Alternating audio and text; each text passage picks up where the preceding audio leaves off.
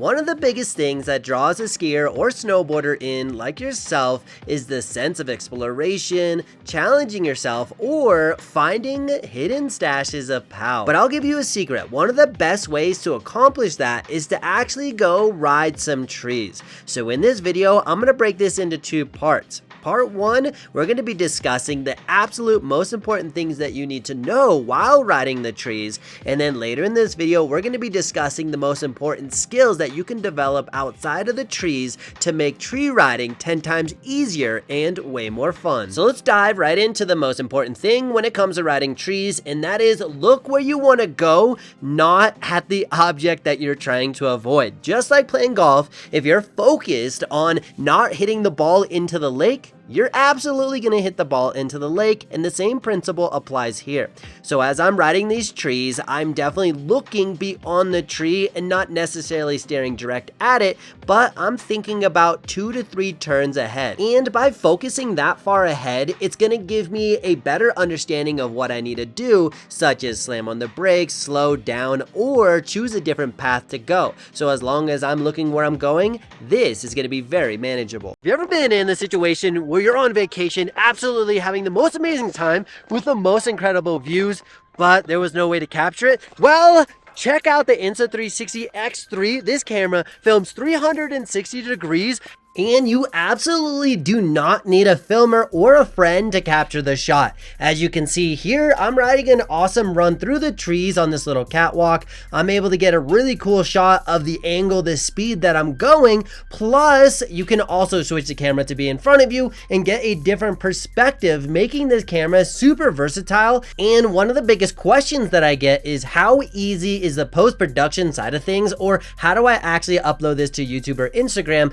I do have a full video that goes super nerdy into it, and one of the biggest questions that I get is how easy is the post-processing side of things? Well, all I do is simply pop it on my computer, press this button right here, then all of a sudden the app does all the work, and then I can just export it, and then I can just upload those shots to Instagram, YouTube, and share it with the world. If you're interested in picking up an Insta360 X3, check out the link down below because I got a special offer with 11% off. You get a free selfie stick and a snow bundle just for you. And the second most important thing on this list is, of course, choosing the most appropriate terrain when it comes to riding trees. As you see here, these trees are quite spaced out and my speed is at a medium pace. I'm not going too slow, too fast, but I'm able to make appropriate turns and I'm not getting into any dodgy situations. Now, of course, this is going to be way easier said than done, but a couple things to consider when you're choosing a tree run is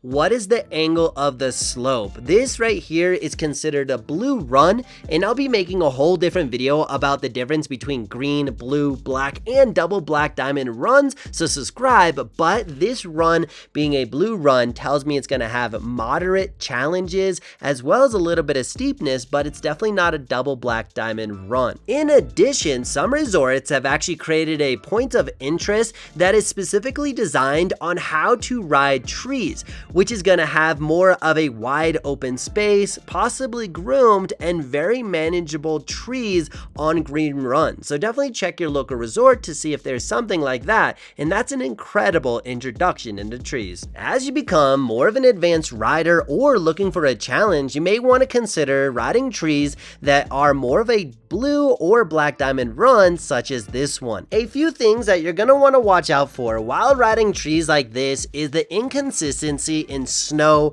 the lines, and you're definitely going to be stumbling upon some hazards such as tree stumps, rocks, branches, or even possibly cliffs. As you're riding terrain like this, the number one thing that you gotta focus on is reading the terrain. As you're riding down, definitely choose a speed that allows you to look 2 to 3 steps ahead, but you're able to manage your speed.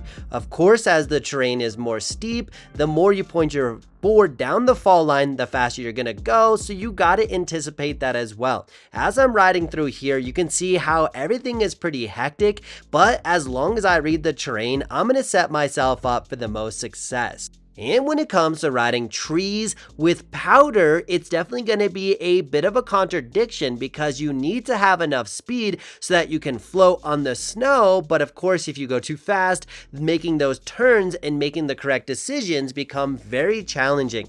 You're going to notice as I ride here that I am trying to find areas that are unused or untraditional paths. So I'm choosing some really tight spots just like this because I'm trying to find some extra pow. But as I do this, the principles from everything above definitely comes into play. And one other thing to consider when making turns in trees is that it is a lot harder to do knee steering because theoretically you want 60% of your weight over your lead foot. In this situation, as I try to keep the nose of my board afloat, I do a bit more of a turn with my hips or a bit more of a scissor mechanic, allowing me to make quicker turns. And we're going to jump right into how to mimic that outside of the trees to make this 10 times easier. The very first concept we're going to dive into is understanding how to skid our turn while our lead, shoulder, hip, and board are all lined up together. This is a very useful tactic for beginner and intermediate trees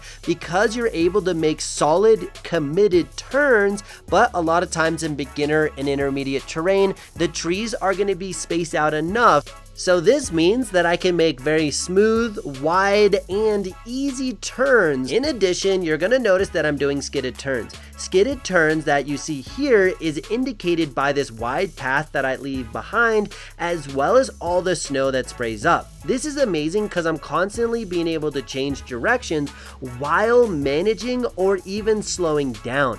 This is so important when you're trying to navigate through the trees so that you can not run into something, because obviously that's not fun. Now let's discuss a tactic that is going to be extremely useful for those times where you enter really tight trees, steeper terrain, or super bumpy tree riding. You're going to notice here that my upper lower body is actually working independently from one another. My lead shoulders pointed straight down the hill while my board is making these awesome, quick, yet very controlled turns. And the benefit of this style turn is that I can make really rapid heel side toe turns so that I can manage my speed even more, especially in those dodgy situations. But I'm also going to have a quick reaction time, especially if I end up in a situation where there was a last minute rock, tree stump, fallen tree, person, or whatever it is. I'm able to make really quick movements because I'm always in a position of balance and agility. Then when it comes to riding trees with powder, I'm definitely going to shift my weight a bit more to the back seat,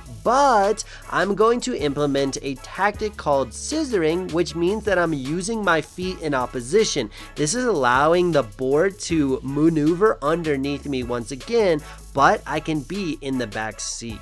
Now let's talk about what if you want to be in a more aggressive and attack position when it comes to riding trees fast. I definitely recommend that you sink your belly button down even further, allowing you to have more flex in your legs. This is going to allow you to extend to help slow down, or be able to retract, meaning absorb the terrain. As I'm in a more athletic position, I'm gonna have more movement options so that I don't crash burn, or at least I can give myself the best chance for survival slash having the best day ever. And definitely let me know what you think of this voiceover style video, because my goal is to make you as awesome as possible and keep you entertained. So if you got any value out of this, definitely like the video, subscribe, and then comment down below what your experience level is with trees. Do you love them? Do you hate them? Or do you absolutely avoid them? Well, on that note, I appreciate you sticking around, and we'll see you in the next one.